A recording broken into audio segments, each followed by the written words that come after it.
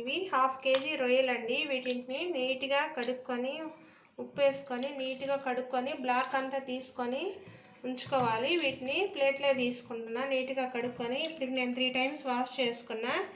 ఇది 4వసారి. నలుపు కూడా తీసేసుకోవాలి. ఇందులో కొంచెం పసుపు ఉప్పు వేసుకొని కలుపుకొనేసి బాగా ముందుగానే బాయిల్ చేసి పెట్టుకున్నాము కర్రీలోకి. ముందుగా నేను వీటిని ముందే మంచిగా కలుపుకొనేసి ఉడకబెట్టుకొని పెట్టుకుంటున్నా. ఉడకబెట్టుకుంటే కూర కూడా చాలా ఫాస్ట్గా అయిపోద్ది, బాగుంటుంది కూడా.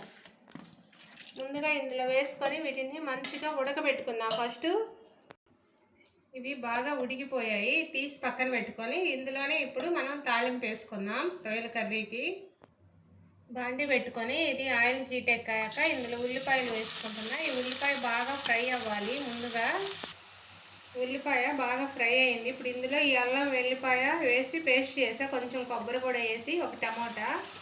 ఇది ఇప్పుడు బాగా మగ్గించుకుందాం. ఇందులో 5 to 10 minutes సిమ్లో పెట్టుకొని మగ్గించుకోవాలి అల్లం వెల్లిపాయ పేస్టు. ఇప్పుడు నేను ఇందులో ఒక 2 టమాటాలు తీసుకున్నా, కొంచెం జీడిపప్పులు ఈ 2 టమాటాలు వేసి మిక్సీలో వేసుకొని మెత్తగా గ్రైండ్ చేసుకుందాము.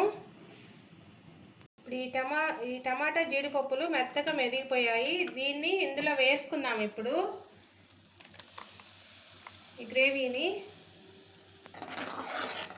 ఇప్పుడు ఇది బాగా మిక్స్ చేసుకోవాలి. టమాటా ఇలా వేస్తే మరీ ముక్కలుగా లేకుండా బాగా కలిసిపోతుంది. ఇందులోనే కరివేపాకు ఒక పచ్చిమిరపకాయ కూడా వేస్తున్నాను. ఇది ఒక 5 to 10 minutes బాగా మగ్గబెట్టుకుందాం, పచ్చివాసన పోయేదాకా టమాటాకాయ. ఇందులో కొంచెం కారం వేస్తున్నాను. ఇందులోనే కొంచెం ఉప్పు కారం 2 వేసుకున్నా. పసుపు ఆల్రెడీ ముక్కలు ఉడకబెట్టుకొని ఉన్నాం కదా, ఈ ముక్కలు ఆల్రెడీ పసుపు వేసి ఉడకబెట్టుకొని ఉన్నాను. ఇప్పుడు ఈ ముక్కలు కూడా ఇందులోనే వేసేస్తున్నా. వీటన్నిటిని మంచిగా మిక్స్ చేసుకున్నాం.